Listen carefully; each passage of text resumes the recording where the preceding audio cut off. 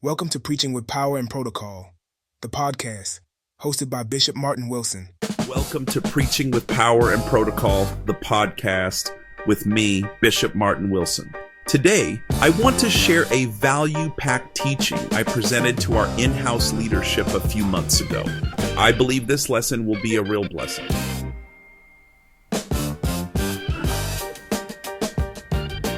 What habits are killing your leadership?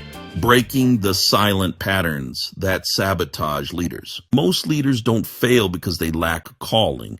They fail because their daily habits quietly work against their authority.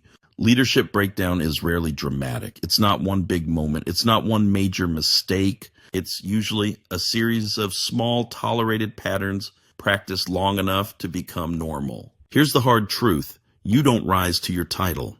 You fall or grow to the level of your habits. Most leadership erosion doesn't happen publicly. It happens privately.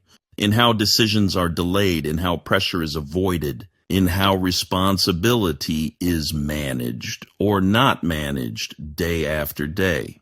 Today, I want to surface 3 habit killers that quietly sabotage leadership: procrastination, perfectionism, and self-sabotage. But more importantly, we're going to talk about why leaders tolerate these habits and what replaces them. Why habits matter for leaders. Leadership is mentally expensive. Every day you're making decisions, managing people, holding emotional weight, carrying responsibility that doesn't pause just because you're tired. Every decision costs capacity. That's why habits matter so much. Habits aren't just routines. They are capacity protectors. Strong leadership habits preserve mental clarity, stabilize emotional responses, keep leaders consistent under pressure. Weak habits do the opposite.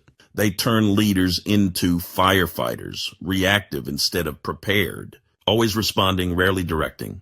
And here's the dangerous part. Many leaders normalize pressure so long that they start calling it faithfulness. But unmanaged pressure doesn't make you spiritual. It makes you depleted. If habits are sloppy, leadership eventually becomes sloppy, no matter how gifted, called, or positioned you are. Habit killer. Number 1, procrastination. Let's name this clearly. Procrastination is not laziness. Procrastination is decision avoidance.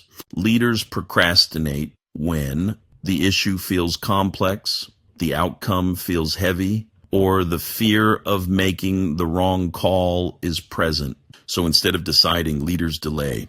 But here's the cost. Delayed decisions don't reduce pressure. They multiply confusion. What leaders avoid today becomes someone else's frustration tomorrow. Avoiding leadership decisions now creates leadership crises later. Procrastination feels like relief in the moment, but it quietly erodes confidence, both yours and your team's. So what's the replacement? Not motivation, not waiting until you feel ready. The counter habit is this: decide small, decide early, decide clearly. You don't have to decide perfectly. You have to decide responsibly. Leadership is reinforced when people know you will act, even if adjustments come later. Habit killer number 2, perfectionism. Perfectionism is one of the most spiritual-looking leadership traps. It sounds like excellence. It sounds like high standards. But underneath it is fear and control. Perfectionism in leadership says, if I don't get this exactly right, I lose credibility. If I delay, I'm protecting my reputation. If I control every detail, I stay safe. But here's what perfectionism actually does. It bottlenecks leadership. It stalls teams.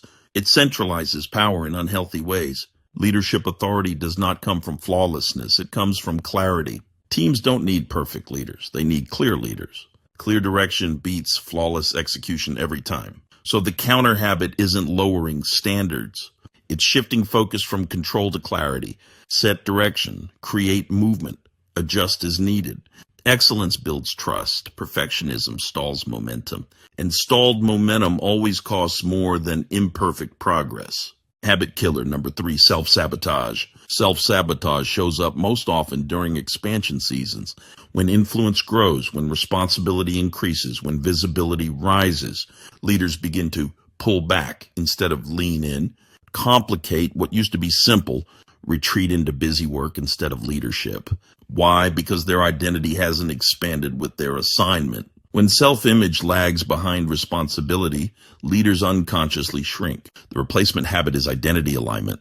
You must expand internally at the same rate leadership is expanding externally. Leadership growth demands internal agreement with who you are becoming. In closing, before you ask for more influence, ask yourself this: what habits are quietly weakening my leadership authority? Habits shape trust. Habits shape clarity. Habits shape culture. If you don't interrupt destructive patterns, they will eventually interrupt your leadership. Break the habits or they will break your leadership. Hello, family. I hope you enjoyed this episode of Preaching with Power and Authority, the podcast. If this episode was a blessing to you, please like, share, and subscribe. Be sure to follow us on Spotify and YouTube. And don't forget to get your copy of my book, Preaching with Power and Protocol, available now on Amazon. Until next time, God bless.